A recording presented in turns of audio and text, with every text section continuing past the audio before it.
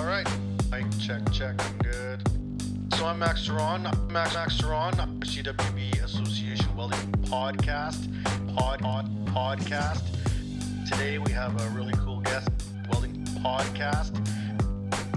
The show is about to begin.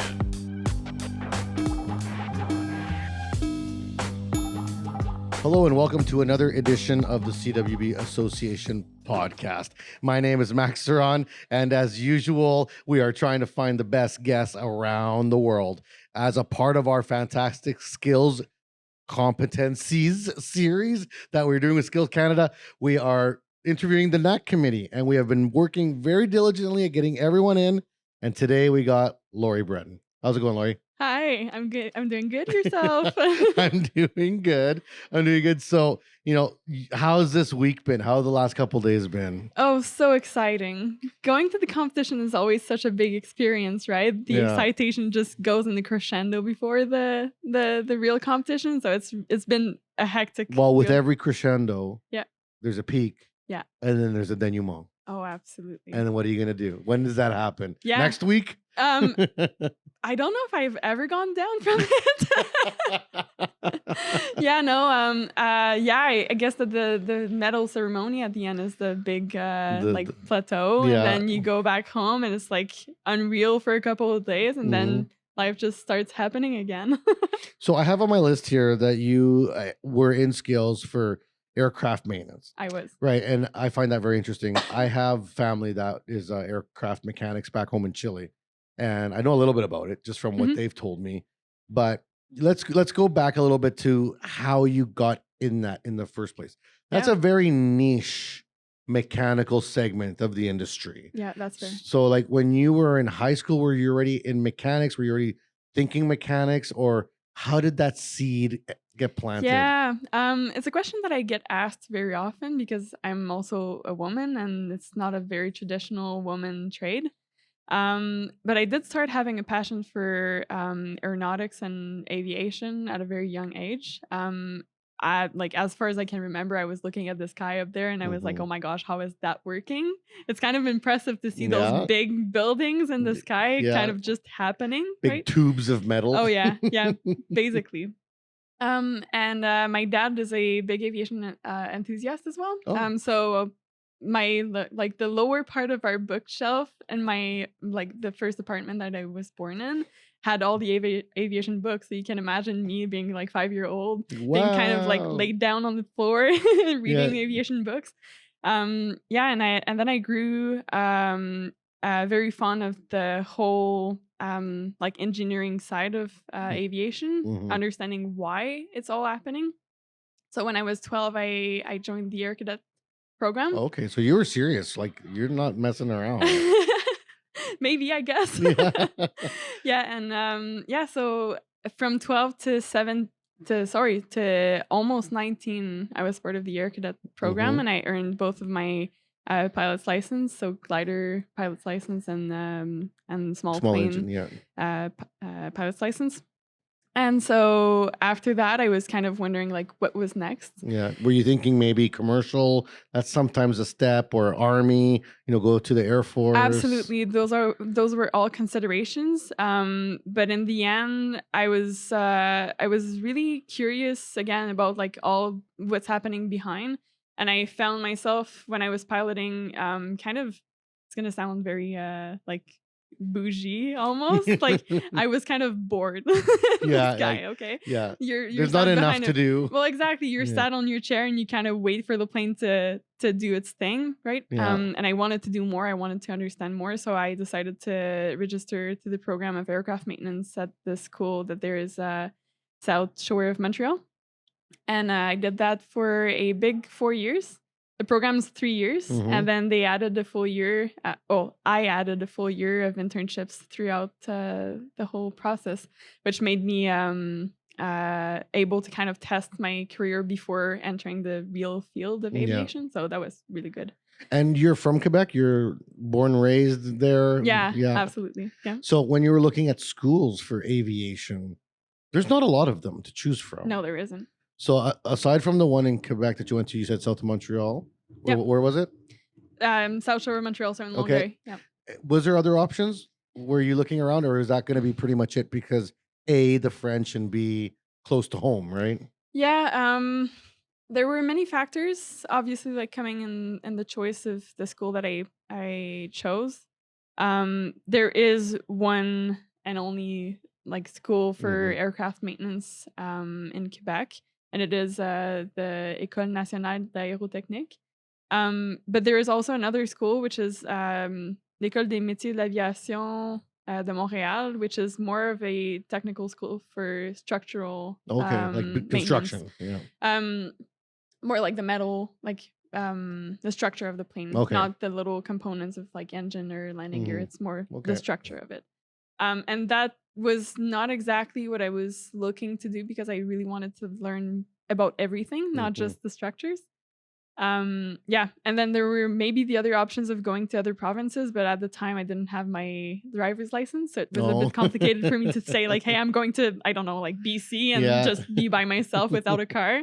I couldn't picture that very well, so I decided to not do that. Yeah. And so you enroll into this program. Yep. And you said so yourself that this is kind of a male-dominated industry for you. How many women was in the course when you signed up? Were you the only woman in the course? What was it like in those beginning days when you just started? Yeah, I was a bit scared when I started. I can't lie, because I about that I wasn't sure if there were gonna be many women. But if I remember the stats for the years that I was in ENA, I think it was around like between 5 to 10% of the school that was composed of women. So that was still like a fair amount. It's not bad, right? I had ladies friends at the school, so I wasn't alone. But at the same time, we're all humans, and in my mind, gender doesn't really have an importance that much. Yes, we have our own intricate like differences, but we are also all the same. And you're all there to learn. You're all there to go to school. So like, it didn't really matter to me. No obstacles jumped out at you that right away. Not in school. No, not in school. No. So how long is the program? You said 4 years with the optional internship. Now, during this process, at some point, someone was like, "Hey, Laurie, have you heard of skills?" Yeah. You know, so how far along were you in the program before that happened? If I remember well, that was 2019. So I think in 2018, which was my second year at ENA, I had one of my very like fond to my heart teacher who came up to me and said, "Hey, I see that you have grades that could be enough for skills. Would you like to try it?" And then he explained to me the whole process of skills, compétences, provincials, Canada, world skills. And I was like, well, sure, why not? Why would I not do it? Sounds exciting. Yeah. Yeah. Until I realized that it was a lot of effort. Sorry. Work. Oh my gosh. A lot of work. Yes. Yeah. No, I'm joking. It's fine. But yeah, it was, so it was my teacher who introduced me to the whole program, and then I had my first competition in 2019, and after that I want to say that it's really after my first competition that I got hooked on the whole thing, because I hadn't really imagined how big it was until I did it for the first time in Halifax. You see like a whole helicopter sitting in there and surrounded by the bazillion other trades. Yeah. Like, yeah. And that was something that struck me when I attended the first competitions, because I had only seen my side of aircraft maintenance, but all of the other trades are so well represented. They bring all those like excavators, they have those big trucks, they have people doing brickwork and clay, everything. All in real life. And here I am like sitting behind my little engine on a plane, and I feel all like small and everything compared to everybody. It's quite amazing, really. So after my 2019 competition, that's when I really realized that it was worth putting efforts in. How did you do in 2019? I did. I want to say that I did good. The level that I competed brought me to win gold, which like gold is about as good as it gets. I don't know if you can do. I don't really look at the medals. I look at the performance that was given in the very moment. But I guess it was enough for gold, so I did succeed that. Now walk us through what the competition is. What do you have to do? Oh yeah. Like what is it that they're marking you on? Yeah. So every little trade is different. In my case, everybody, since like the aircraft maintenance trade is so broad, we are brought in the real life to work on structures, on electrical problems, on engine brakes, problems, hydraulics, everything, whatever. right? Yeah. So they kind of have to replicate that thing in the competition for it to be fair, because some people are stronger in structures and some people are stronger in engines, right? So we're evaluated on 5 tasks that usually vary between an hour and a half to 3 hours. And those 5 tasks then get put together, and it creates the points that you had during your competition. So yeah. And is it speed? Is it quality? Is it, does it work? Like, will it start? I don't know. Like, how does it? All of the above. Yeah. Yeah. So every little work that you do in aviation has their own differences. Obviously, you won't work the same if you're working on an electrical problem than if you're working on something else. So they do try to recreate that in how they evaluate us. So on some tasks, they'll put a short time limit to make you do this quick. It's a quick job. Yeah, exactly. The whole side of time management. And there's also other like tasks that you're brought to do that are more quality of work, if you're thorough in all the actions that you're doing. There's also the whole safety side, if you're safe, because nobody wants to receive a drill bit in the eye. No, nobody wants that. So yeah, we get evaluated on about everything that you could think of. Really. So you win gold 2019. That's Halifax, right? I was out there with my gold medal winner, Adam Sebastian, for welding. Oh, nice. Yeah, Good it was for you. a fantastic competition. I bet. You got to feel pretty bad.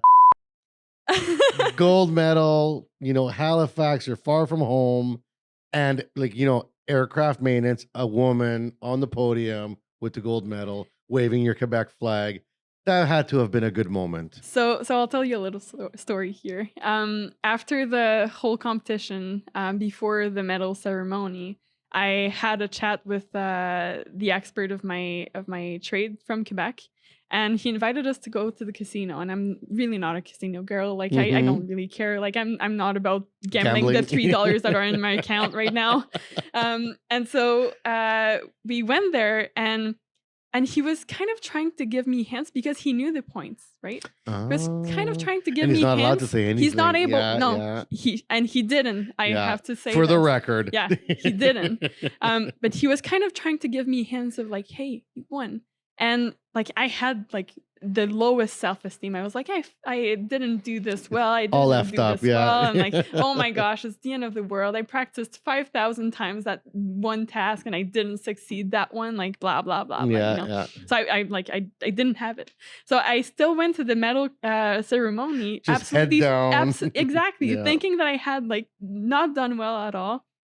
And then the cool thing about my trade is that it's the first one to get called on the stage. Right, alphabetically. Exactly. So, so I see the big thing on the screen, aerospace engineering or technology, whatever they call it. And they say, so for bronze, blah, blah, blah, for silver, blah, blah, blah. And I thought that I would be classed below that and those things. So I'm like, shit, my name wasn't there. I didn't win. Yeah. And then gold, Laurie Breton. And then I look at my coach and I'm like, is it me? And I swear to God, it took me a good 5 seconds to be like, oh, okay, legs, start working. Yeah, I gotta stand up, go. walk, go to the stage.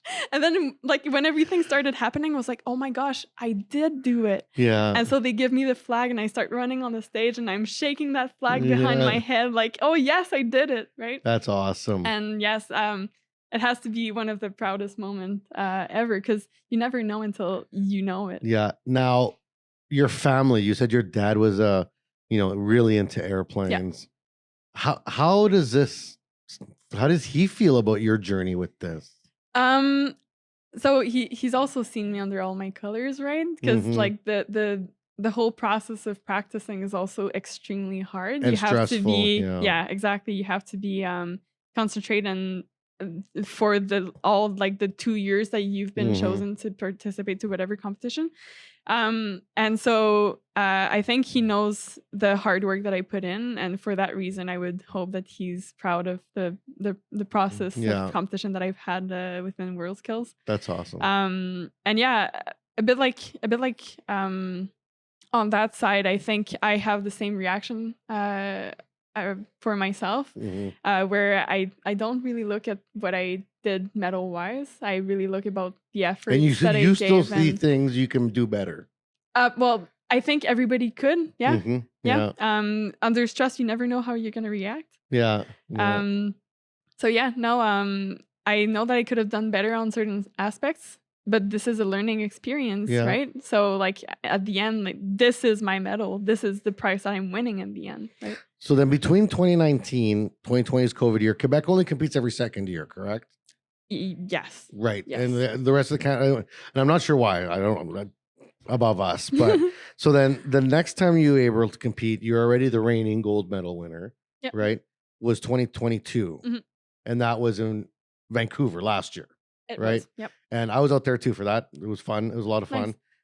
That was again for world qualifying, or was this for Canada, or what were you doing there? So usually how the process happens is that you get chosen at a first national competition, and then from that point on, they consider you as the next competitor, but unofficially. Okay. Yeah. And just to make sure that within the 2 years until the next World Skills, that you stay the best as you can, they make tryouts happen to the next national competition. So in my case, when I competed in 2019, I did earn the title of representative Canada to the next World Skills. But to make sure that I was still at the high level that they had tested me in 2019, they retested me in 2022 for tryouts for Team Canada, just to make sure. And then when I won that, they said like, okay, check mark.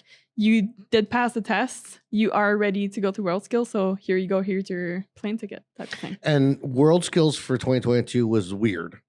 It was. Right? Because it got broken up into a bunch of pieces all over the place instead of being this massive one. Right? I was in Kazan in 2019 and it was massive. Right? And then like it was unreal. Like the whole soccer stadium, like 100,000 people, full to the brim, screaming, and then 2022, Welding's here, this is over there, this is over there. But you still want the competitors to feel excitement and the competition. So, when you went to England to compete for your trade, how was that experience for Worlds? Did it feel like a wah wah wah? Did it feel like it, or was it still like they did a good job of making it fun and exciting? Or so I did think that they were successful in making us feel like it was a World Skills. After all, you can't really forget it, right?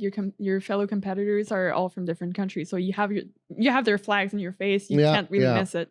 That said, like the whole official side of having the ceremonies and everything was kind of jaded by the size of our group. We were so small. We were a very small group. So during the ceremony, like you had like 5 people in the room and like good job, like the ceremony. No cameraman, no fireworks. Exactly. Yeah. So I think as much as maybe the excitement wasn't felt that way, it kind of fell back on the competition days. The excitement was felt then. Because then it's the same thing in the vehicles or working on the projects, whatever it is. Oh yeah. It's the same. The only difference is that you don't have a public. Yeah. Which can, to a certain extent, when you go to those big events, it is cheering up to have people coming to see your booth and coming to see your trade. You feel like you're important. You feel like you are a display, and also it might interfere with some of your competitors in the other direction. Like absolutely, it could be a positive or negative depending on your personality, right? Exactly. So I was coming to that by and I wanted to explain the fact that yes, indeed, the whole public wasn't there. But then again, maybe it allowed us to concentrate more and give a better performance that we would have done otherwise if we had been in our heads because of the public, right? But some people perform better under the microscope. Yeah, no, exactly. Right? You never know. Exactly. So I have a hard time really like comparing the two of them. Yeah. Because the special edition was really different compared to any expectation that someone could have. Is that what it's called? The special edition? It was, yeah. Yeah. The 2022 special edition World Skills. And how'd you do there in Worlds? So on 11 competitors, I finished 9th. So that's the position. Yeah. Now I gave everything that I had as part of the whole. And that's a medal of excellence, correct? No, it wasn't. No. Because that's over a line of points, right? Yeah. So a medal of excellence, if I remember well, is the you succeeded better than the level of the last competitor of the year before. Okay, I see. So yeah, I think it's self-explanatory, right? So no, I did not win an excellence medallion either. Yeah. And that was a shock to me because, well, not a shock in the fact that I expected to be on the podium. Not at all. That's not what I am going for. It's more, it was a shock because I had put so many efforts that I like. You thought you had done better. For half a second, I felt like all those efforts were for nothing. But then I caught myself having that doesn't thought. work like that. And it's you can't do that because all in all, I learned to be such a better mechanic having all those times of practice for world skills that I can say that my prize right now is to be in the field and to be successful in my career. Well, and you never know when the next person that's going to come along is just so much better. And that's not your control. Yeah. You know, if I was a basketball star and I have all the records today, and then tomorrow new young kid comes in and he's the basketball star, that doesn't make me less of a basketball star. Absolutely. Someone else is just having their time to shine. And that's okay. Exactly. Right? That's okay. Yeah, I was super proud to see like other countries excelling in a trade that we do so well in Canada. So like seeing that gave me actually like faith. And they're competing against you because they know Canada's coming, right? Like, oh, maybe. Yeah. Yeah, so the whole experience was something else. And if I can touch that side of the competition, I kind of want to say that it was my first big failure in life. Yeah, like you felt disappointed. It's the first time that really I had worked for something big and that I didn't achieve the level that I was striking for. But that in itself opened the whole thing of new like learning experiences. Yeah, learning how to process that. Exactly. Yeah. Which makes me now way better at dealing with my stress, which makes me better at understanding that sometimes life gives you lemons. And sometimes you just have to back up a little bit. Exactly. Yeah. So I love lemons. They're delicious. Too. Lemonade, right? No, lemon cake, lemon meringue, lemon cookies. I mean, lemon's wonderful. You make me hungry now. Yeah. So honestly, like it's the best experience I could have had because where do you find the time, or not the time, but like how do you force yourself to go through bad experiences? You never go. And that's a safe place. It's a safe place to do this at a very high level. Imagine if you were working for NASA and this happened. You'd be fired. Exactly. Exactly. You said it all. Yeah. So all in all, I can't be more happy about that because it makes me a better person for my future. And yeah, I couldn't wish anything better in that sense. So now you're coming out of the special edition and you're back to Canada and now real life, right? Competitions are over for you now. Now it's get a job, figure it out. What did you do? Yep. So I had a job before the whole process of World Skills. So I had to kind of force my company into liking World Skills some kind of way, allow me to have vacations and stuff like that. Yeah. I want to say that there's a lot of my mind that is now free to concentrate on my work. So being out of World Skills has helped me be a better employee. maybe. Yeah. Yeah. But I like on the other side, Mm. world skills also helped me in my career by making me more able with my hands, right? Right. Making me more able to deal with my stress on a day-to-day basis, knowing how I react to stress. Yeah. Right. So yeah, like the whole hype that I was like that we were talking about earlier, now it's settled down. I had to take a break for a couple months, kind of relax. Become a normal person again. I guess. Yeah, and yeah, see what life has to offer else than this big project that I have been doing for the last 4 years. Yeah. But that being said, you go back to work, and yet here you are. So you cannot run away that far. Yes. Right? So you didn't get too far away. Yeah, I didn't change my phone number. No. I should have maybe. So what happened? You know, you decide, okay, I'm done with skills. I'm going to go work and just have my life. It sounds like you probably have a good job, probably make pretty good money. Life is good. Yeah. And all of a sudden, ring, ring, they call you. What happened? So, world skills or the skills competition just stay with you all your life, I think. There's a lot of people out there that are advocates for that.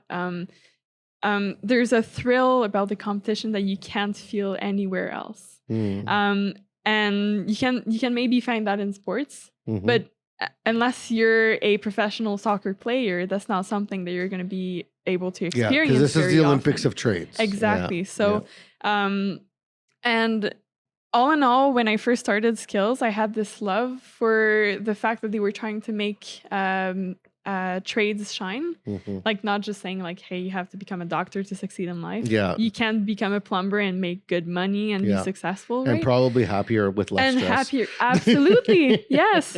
And so I have this passion, and I think that's what's fueling my interest to continue with skills, because I find it so impressive and so humbling to see those kids walking in front of those stations of work and like having those stars light up in their eyes. They're focused. Yes. And they're crushing it, you know, in every trade, the whole floor. Absolutely. Right? Yes, exactly.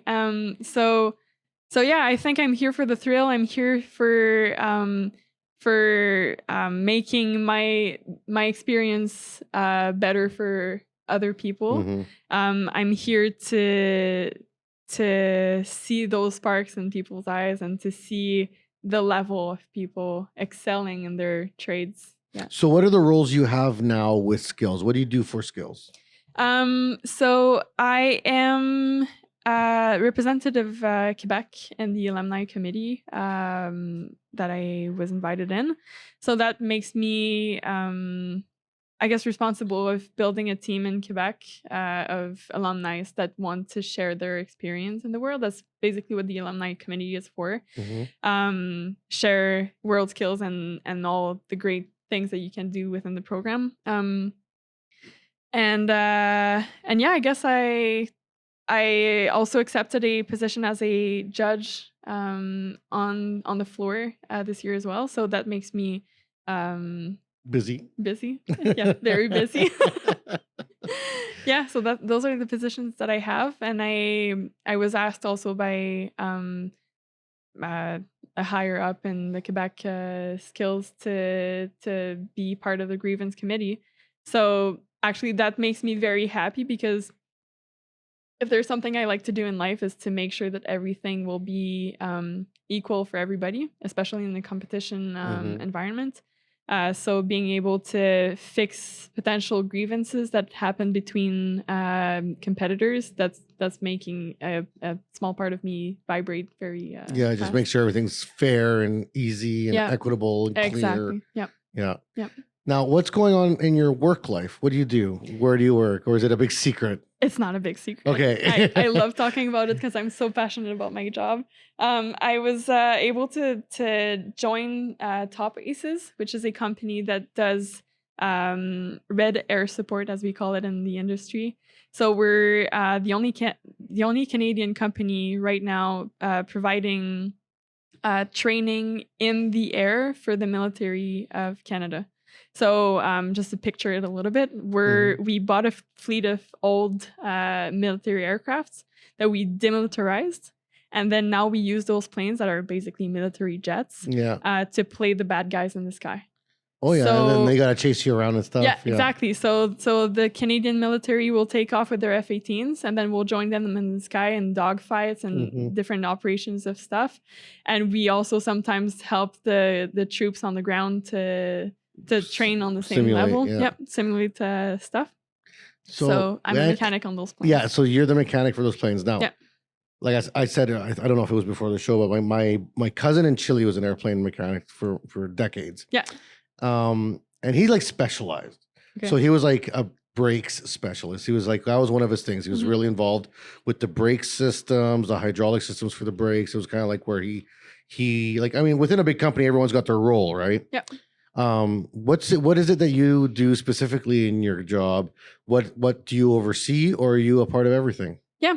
So the big pleasure that I have at my job is to be able to actually do everything. The size of our airplanes allow us to not have to specialize on stuff. Yeah.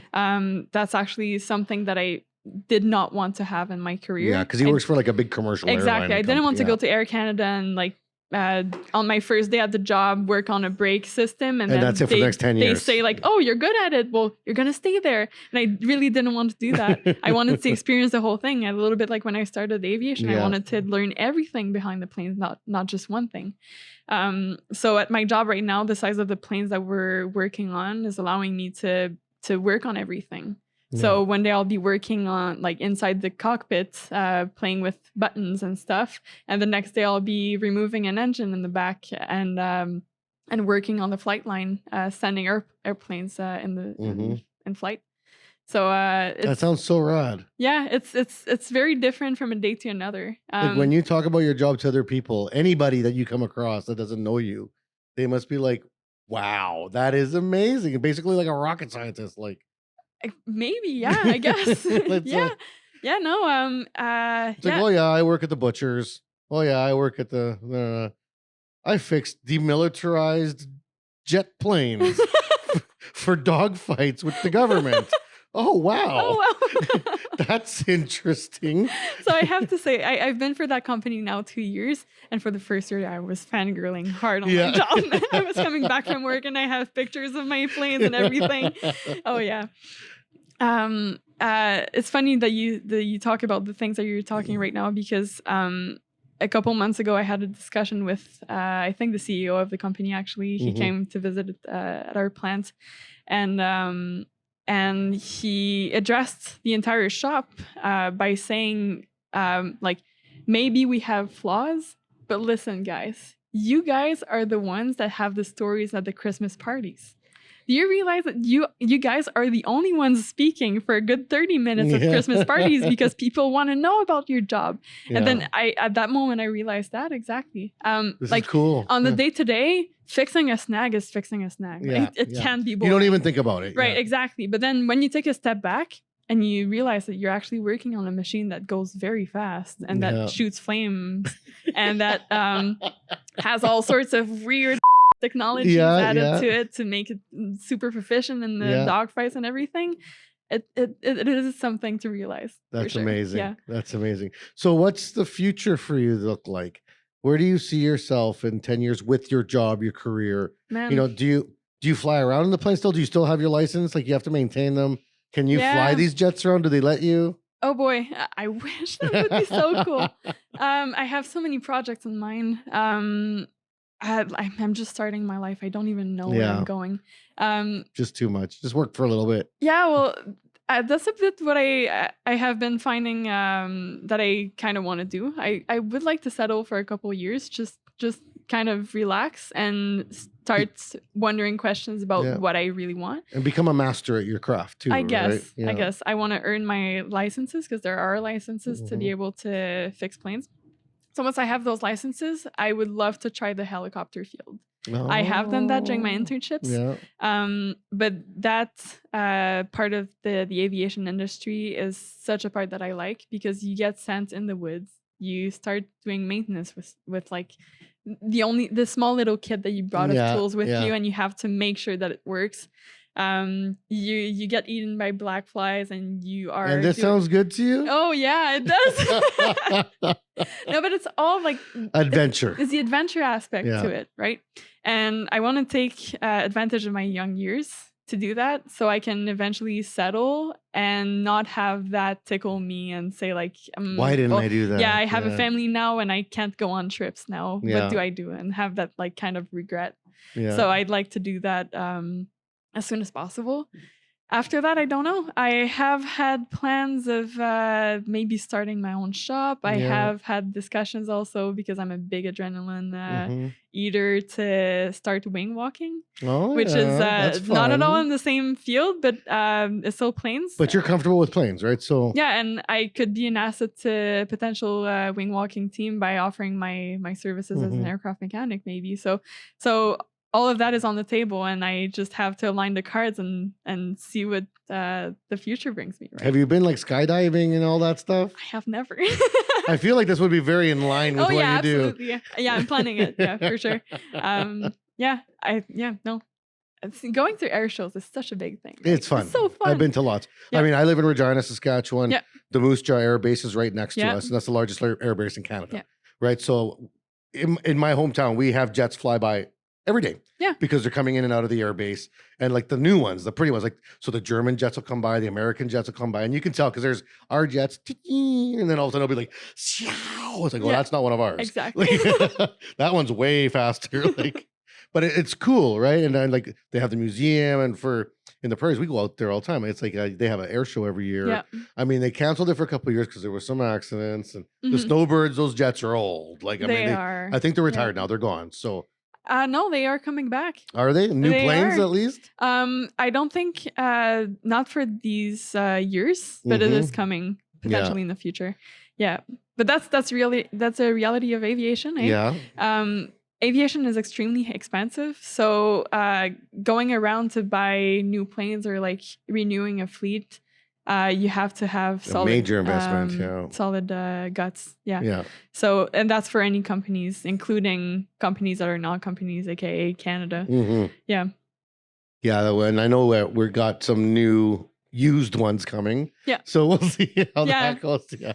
Yeah. And considering that 50 years ago we were the leaders in the technologies of aviation, and we were building our own jets, and now that's all gone. I wish that would come back. Do you wish you could help with that process? Well, one plane that has always made me passionate is the Avro Aero. The Avro Aero, yeah. And I wish I have you seen all the documentaries on stuff on it? Yeah. Some of it, yeah. Yeah. And it's I honestly wish that I was in that era just to be able to touch to like the width of that whole operation to create planes like that, right? And that whole field died. There was a supersonic push with the Concords, and now all of that's gone. The only supersonic stuff now is military, Yeah. Well, different needs for different generations, right? Yeah. The whole Concorde thing is such a misunderstanding. It's fueled by so many political things. And if you look at the history of the Concorde, if we're just taking that example, it was pushed onto Air France, who I think didn't actually want the Concordes. So, sometimes you see like great achievements that are actually not that useful to the industries. But that era was, if we're talking about like the usable technologies, between the 70s to the 90s, the great push of aviation, I wish I was part of it. Yeah. And then what's your future for skills? What are you thinking you're going to do with skills going forward? I want to stay for sure within the program in some kind of way. I don't know how, but I still hold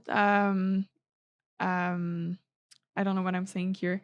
I'm still very interested in trying to make the trades shine. So if it's by judging, if it's by being official on something, I don't really mind the position I'm gonna have, as long as I'm able to participate in the whole effort that skills is, to be able to show those traits that we have. Yeah.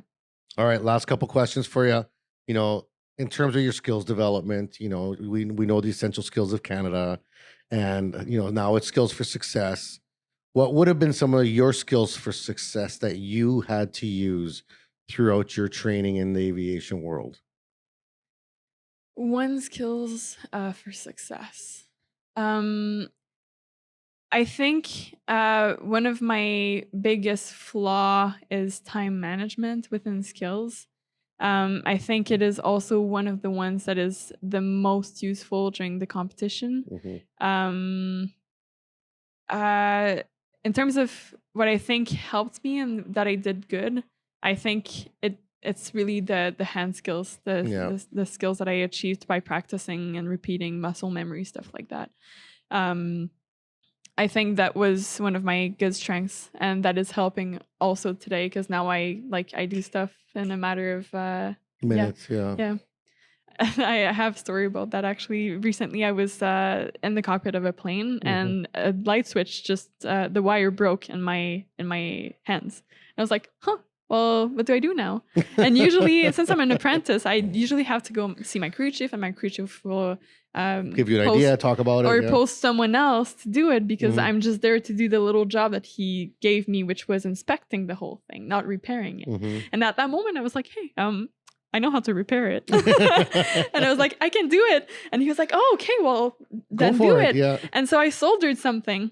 And soldering is not used anymore in aviation that much. But on that particular switch, it was used. And that's a skill that I had to develop through skills.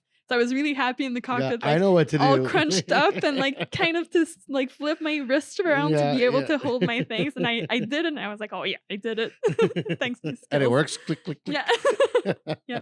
And for the last question, where, in terms of your experience throughout the whole training from the beginning to now, even with work and the real life and being out there and then coming back to skills, what kind of advice would you give to somebody that's interested in your field, that's looking to get involved, or, they're that kid who's looking at the airplanes and being like, wow, how does that float up there? What would you say to them? How to get started? What's a piece of advice? Well, to anyone, first, don't hesitate. It's it seems untouchable, but it's actually very very touchable. Like it's a skill that doesn't require that many studies behind you. I entered my program having my high school. I didn't need previous experience to enter the field. And it is such a great experience, just in general, to feel the passion of people that they have for aeronautics. Everybody in my field are passionate. Aviation is fueled by passion. Yeah. So it's something else to be part of that thing.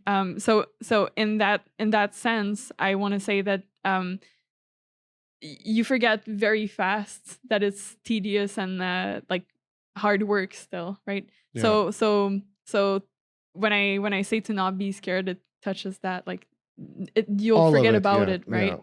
Yeah. And I want to say that inclusion is not a problem anymore. People still think that, for example, being a car mechanic requires all the strength in the world and whatever you want to hear, but it's not the case anymore. More and more companies are leaning towards inclusion, and so disabilities or differences actually make the workplace even more interesting. Yeah. So even for example, I missed a finger, I would still be able to do my job. Yeah. Even if I was in a wheelchair, I would still be able to do my job. So it's pretty fun. There's way to accommodate nowadays. Yeah. Which is freaking amazing in my opinion. Yeah. It is awesome. Yeah. Well, thank you so much, Laurie, for coming on the show today. I appreciate you. And I hope you had a good time. Yeah, well, thank you. I did. Any shout outs? Anything you want to say to anybody? Any hellos? Hi, Mom. I love you. Okay, perfect. That's a good one. It's never go wrong. Never go wrong. All right. Well, thank you very much for everyone that's been following along. We had Laurie here today from Aviation here at Skills Canada. Keep following along. If you happen to stumble across this episode, make sure that you check out the other, possibly, I think we're going to have around 15 episodes of the Skills series. And always make sure you download, share, and comment on the podcasts that you are watching aside from these special series and our regular podcasts that are released weekly. So make sure we're having fun. Let us know what you like and what you don't like, and stay tuned for the next episode. We hope you enjoy the show.